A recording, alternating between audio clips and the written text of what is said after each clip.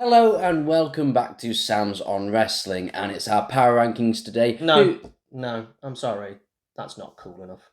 Oh, is that not cool enough? I'm sorry. No. Do I not get enough cool you're points? You're not cool enough to do this opening bit. I'm sorry. sound Hello like my and dad. welcome to Sam's on Wrestling, and this is the power rankings. He had no idea I was going to do this. You said, "Oh, Sam, you know what? You can do this intro. You haven't done one in a while." And now I'm being cyberbullied. Can you be cyberbullied if you're physically here? It's online. It's online. But in post. It's both. This is happening live. It's a hybrid of personal and cyberbullying. Oh, wow. The power rankings. Hi. If you're unfamiliar with the power rankings, we take a wrestler, a female wrestler, or a tag team and give them a score out of 10 in 10 different wrestling categories, giving them a score of 100. We then combine them together to give them a score out of 200, and then we put them on an overall leaderboard. I don't know if you've worked out who we're doing today. We're doing Carlito, Caribbean Cool. Not saying anything now. Thankfully, I've got more to say. This is actually our first wrestler who is officially going on to our mid-card leaderboard. Now, if anyone's actually wondering, because we haven't had one yet, we've only done main eventers so far on the male wrestler side. We are saying that a main eventer is someone who has won at least 2 world titles or been in 2 proper pay-per-view main event feuds. Not just popped up for one match, proper main event feuds. That's how we're judging a main eventer. A mid-carder is somebody who is consistently going for the Intercontinental United States. They don't even have to win one, but consistently going for them. And then the lower card, probably general lower card, but also tag team wrestlers, that type of thing. They could have gone for the Intercontinental United States, but it's not really what they do a lot. That's how we're judging it. So Carlito, multiple time Intercontinental United States champion, will go on to our mid card, as well as our overall, of course. We could have a mid carder win the whole thing. We could, technically.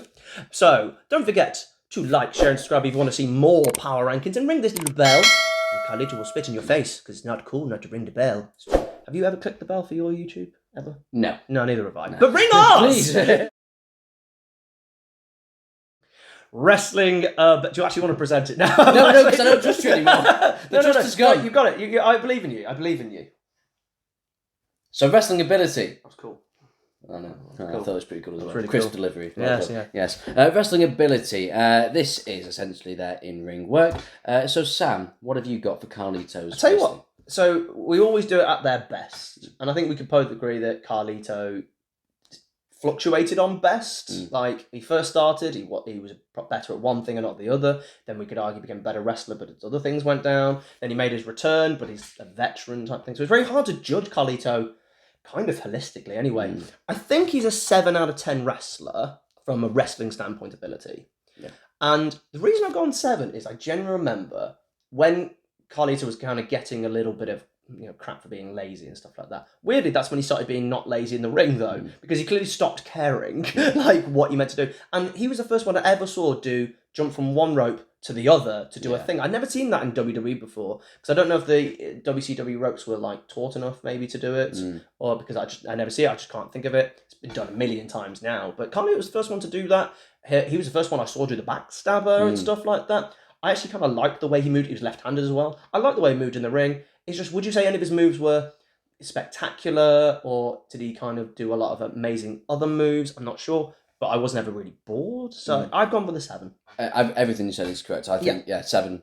He's just a really, really solid mid-carder, but is he going to have a 5-star match? Probably not, but that's almost not what he's there to do. No, he's a gimmick. Really, yeah, exactly. But gimmick who can put on a good 12, 13, 14 minute with match. pretty much anyone, I think, as well. Yeah, actually, I can't recall him having what I would quantify as a bad match with anybody. So I'd give a 7. Yeah.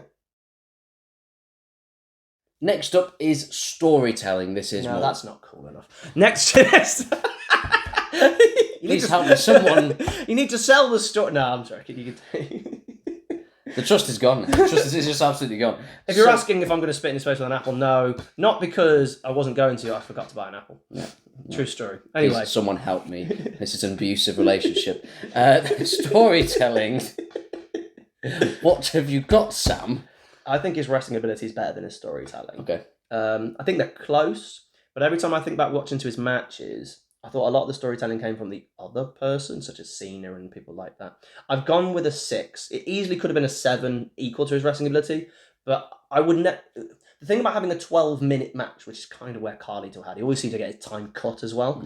You can't tell the most amazing story, and I think he always told the correct story in 12 minutes, and that immediately limits you. I would love to see what he would do if he got given 20 minutes, maybe, or even a story that actually, had some beef to it. Yeah. But did he ever actually have a story outside of a Cena thing where he got injured immediately and then he got destroyed by Cena, that actually had any meat and potatoes? I was literally just thinking that now. It's like, do you remember a really good Carlito feud? And that's not really They were on good ones, Carlito. but they weren't like, you know what I mean? anything. He did a thing with Triple H at Unforgiven where he couldn't get disqualified, but Triple H could, and then Triple H just squashed him. Yeah. He had his tag team thing with Flair, and Flair just yelled at him.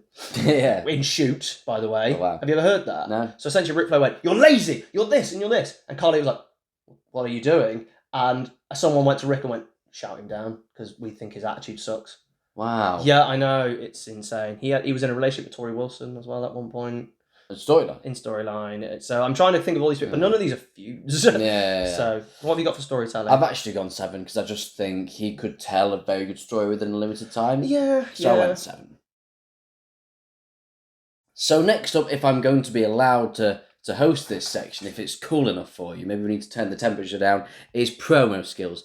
Sam, what have you got for promo? You don't get given a talk show segment if you can't talk. So already he's in the upper echelons, right? And we always talk about the upper echelons. So you got 10, 9 of the world-class people, 8 is just short of those, and then 7 is top of the kind of the middle section of the people who are, average to top average. I think Carlito is a 7 in that section because when he first came on, it was all about his talking, and he was very funny. He was also got under people's skin and all that sort of stuff, and he spoke really well. And he got a catchphrase. I mean, that really helps with promo skills if you have a catchphrase. So much so that it became the beginning of his entrance music. So he could easily also be an 8 because I think he talks quite well. But I think they took the talking off him pretty much. They took it off him really early on, and since his return, he's done very little talking. He keeps getting put into groups with other people who are talking. Yeah, that actually surprised me about his return, because I thought when you see someone, because Rey Mysterio came back, his promos much better. Usually when people are older, their promos improve. Confidence. Yeah, so I was really looking forward to that, and he hasn't really done it, not really because of him. No, he's not given him that chance. I actually went with 6. I feel maybe I'm being a bit harsh, but I just... Can you really be a 6 if you have your own I forgot about the... Carlito Cabana. Yeah, Carlito Cabana. I actually forgot about that. And there were some good moments on there. The Eminem debut came from that as well. So maybe... taking out RVD, re-injuring RVD, which is a feud that should have happened and then they just didn't do it when RVD returned in Royal Rumble 2006. That came from there. Yeah, so maybe I'm being a bit harsh, but I just don't remember a really, really good promo. It's not from your neck of the woods though, is it? Not quite. It's a bit after when I started, he kind of stopped doing that stuff. Oh, he's in a tag team with Primo, and they were just not. So he was just decent in the ring, but so I kind of missed a lot of that stuff. So I went with a 6, maybe a bit harsh. So now for look, Samuel, what have you gone for? I mean, if you've got a guy with an afro, a cool afro, you look cool, and he looked cool. He was cool looking. I've gone with a 7. The Hawaiian shirt, even though it's from Puerto Rico, is a bit cliched. I liked his purple trunks that he had for a while. I was a bit annoyed when he actually moved to the orange. He had a giant apple on his arse for a long time, and that kind of drops down the look. Even though it's Carlito as an apple, like that apple would turn up on the screen, and you go, "Oh, okay, that's it's on your bum." Yeah. I don't think I could go anything because he never had anything special. He never really changed his look. Can we talk about that? So I would have actually given him a 6. However, I've combined it a little bit with his return. And wow, does he look great? Yeah. He looks fantastic. Because when he was not in bad shape, but especially when I got to the end, I would call it more like doughy, which is a really mean thing to say. It's a better word that we've got, but it kind of looked like a normal fit body. Now he looks fantastic. I'm not saying you have to look like that to be a wrestler or anything like that, but when you see someone like you do just go, especially if they change, you go, whoa. Yeah. So I've gone for 7 for look. I've gone exactly the same. 7. I feel like he never really had a really cool entrance attire, but again the afro, he does look cool, which is absolutely spot on with the gimmick, but it was always one where he doesn't really look like a main eventer, especially with the attire. You never saw him with that look. No, with that attire, with that look, you never thought WWE Championship level. You actually make a really valid point. He got stuck in mid-card purgatory along with your John Morrison, Shelton Benjamins, and all that lot from 2006. You're right. Yeah, and you know what? That is a great career, and that's not to knock, but it's just, is he going to go up up the ladder. John Morrison went up because he improved his look in terms of jackets and asked for presentations. And did Carlito ever do that? Maybe not. Maybe not. So now we go to entrance. First of all, can I just before you even present this? Being interrupted again. No, this is out of anger. Why did they change it when he returned? Oh yeah, no, actually. What the hell? That is a sin. Let's just talk about that just generally before you do any presentation. If someone has a memorable entrance and you don't have to buy or pay for anything, including the catchphrase, why are you changing it? I do not get it. And this is Triple H's do as well, where you'd think he'd actually respect that kind of stuff. Why has he changed that? The pop he got when he came back, even without it. Yeah. But I don't get it. Like, it's what he's known for. Didn't he have the entrance in Puerto Rico? I can't remember, actually. I think he did. Honestly, I couldn't hear it. Yeah, that's true. The crowd were that loud. Yeah. But I just don't understand it. No. When everyone thinks of Carlito, they think, I spit in the face of people who don't want to. It's a 7 out of 10 entrance. I believe you've probably got 7 out of 10 as well. I've got 7 out of 10. There you go. It's a 7 out of 10 entrance. Memorable. Got a catchphrase. Nice, Puerto Rican sort of music in the background. Yeah. Didn't do much in the ring, but walked cool. Yeah. There's a difference between walking to the ring and walking to the ring with just swagger, I'm like that. That's great. That's cool. Why have you done that now? Agreed. Bang the table next to the microphone. Yeah. So next of all, after Sam's calmed down, we have a heel. It's a bad guy. What is their work like as a heel? Sam, what have you got? 8. They're better as a heel. The I am cool is a heel gimmick. It can't be a face gimmick. It gets cheered because he's really charismatic and stuff like that, and that kind of, I think, is actually what stopped his run initially. Like, he could have potentially maybe gone up the card a little bit, or even just had a main event feud, one off, kind of like RVD sort of did every now and then. Dolph Ziggler, you've got enough charisma to lose it, first Bad Blood or Fastlane or someone like that. But his heel work in that, the fact that he got Cena stabbed, that's a pretty heel thing. But he won the US title on the debut night via hitting Cena with a chain, and Cena had just won it after the Best of 5 Series Booker T. That's a big heel move. He used to read people all the time with his microphone. He was great in 2005. He really was good heel. 8 out of 10 heels, me. I've got the exact same. I've got an 8. He is just a heel character, a great heel character that is annoying and pretentious, but also just brilliant. And the spit in the face of the apple. Oh, that's what a heel a gimmick. Yeah, fantastic. So I've got an 8. Yeah. Next up, this might be a little bit different because this is their work as a babyface. Sam, what have you gone with Carlito as a babyface? 5. We're agreeing on a lot of these because I've gone 5 as well.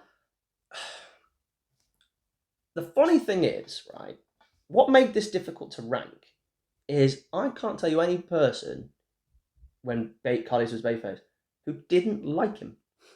With babyface fails, they don't like them or they just don't care about them. We did like him because he was cool and charismatic and stuff like that. So much so that he's returned, and he returned as a babyface until he turned heel with the Judgment Day and turning on Dragon Lee and all that weird storyline. The pop in Puerto Rico. I know it's in Puerto Rico, but it's still a pop. And he got a pop when he returned at the Royal Rumble that one time as well. So, he is really, really popular. But his work as a babyface didn't work. He became bland. Because he couldn't... It was like when Elias turned babyface. Yeah. He forgot that what got him there in the first place. Just do the same thing, just to the heels. Yeah. So you do the exact same thing. So you can carry on ripping on the crowd as well. And just smile while you do it. And he lost his magic as a babyface. And I think that's what killed his whole WWE career, really, outside of other things. Agreed, and then when he went into the tag team with Primo, it was just so bland and they didn't have any personality. It's like Primo just vacuumed all of the charisma out of him. Why were they bland? They could have been so much more. They could have been, absolutely. They could have been a really good heel tag team. I think they might have started as a heel team, but I could be getting that wrong. The funny thing is, Carlito was in a tag team with Primo, but he was still put in the Money in the Bank match. And they're going, are you a tag team wrestler? But they still clearly see you as that. Oh no, you might be able to do some cool stuff in Money Back. And they're going, they clearly thought he still had something, and they wanted to do something with him by putting him in a tag team. Yeah, it's just, I like Carlito. Babyface work. I'm glad that he turns back heel. He needs to be heel. So next of all, it is their gimmick / their personality. I'm really enjoying you not interrupting me anymore. This is lovely. So their gimmick personality. Sam, what have you scored Carlito? I don't know. You're supposed to know. You've had time to prepare this, Sam. I've got a number. I don't like the number, Yeah. but I can't go up or down on this number. Okay. I've gone 7. And he's got a great personality. He's really funny. He has a great gimmick. I spit in the face of people who don't want to be cool.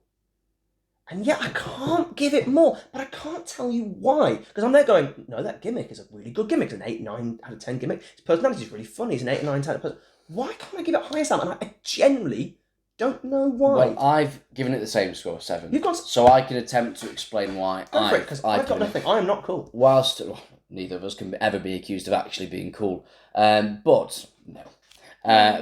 But I think, yes, while it's a really great and memorable gimmick, I think it has a limit. It has a ceiling. Yeah. And it's not really that versatile. It doesn't lend itself to a lot of different storylines. Is it like Al Snow? What does everybody want? It's just that thing that you can say once, gets a pop, and then what? Past that, there's not a lot of depth to it. And I don't think... Because he's going to spit in everyone's face. Exactly. Anyway. And I don't think there's not a lot it can do. You can't really go that far with it. So it's limited, but it's good. So you can't give it below a 7. It's a great personality, and he's got great charisma. But is it an 8, 9, or a 10? You've got to have a bit of scope and versatility about your character. Like Edge's character, for example, I'd always give a 10 because it has that versatility. They respected his gimmick so much, though, that... And I don't even know if he was still fit at this point, because he got injured in end of 2004. At WrestleMania 21, he came out. He was the one who interrupted Piper's Pit with Stone Cold Steve Austin to essentially go, you guys aren't cool enough to get beaten up, obviously.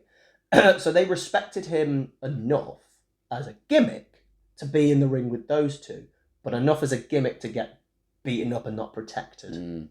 I think he is just largely a 7 out of 10, which that sounds really patronising. But it's above average. Yeah. People, remember this, if anyone ever goes to you goes, you are a 5 out of 10. If you're getting angry at that, essentially you're getting angry because you think you're above average at something. And 5 is literally average for a reason. Not everybody can be 7, 8, 9, and 10, because then that would mean that 7 would become below average and end up being a 3. Do you realise that? So 7 is actually a massive compliment to someone who's never main evented. Yeah, and we are talking 10 out of 10 is the best to ever do this. So, I think it's fair. 7. Okay, yeah. So now we are talking about how over they were / how much of a draw they were. So this would be over, really. Yeah, I mean, this is really at their peak, at their best. Sam, what have you gone with? I'm on the 6. Okay. I think he got over immediately, then got injured. Then moved to Raw, won the title, went into mid-card purgatory. I never felt he got properly over. So he's above average because every time they go, he got a pop. And take away the Puerto Rico one, because I don't think you can include pops in someone's hometown, especially on a return. If we included it, it's 11 out of 10, because it's one of the most insane pops I've ever heard. Puerto Rico. Amazing. Give them a pay-per-view every time. But yeah, I don't think he got over enough to be consistently booked on every single show after like 2005. And you can't go, well, that's come that time. He debuted in like October 2004, and I'm talking like the summer of 2005.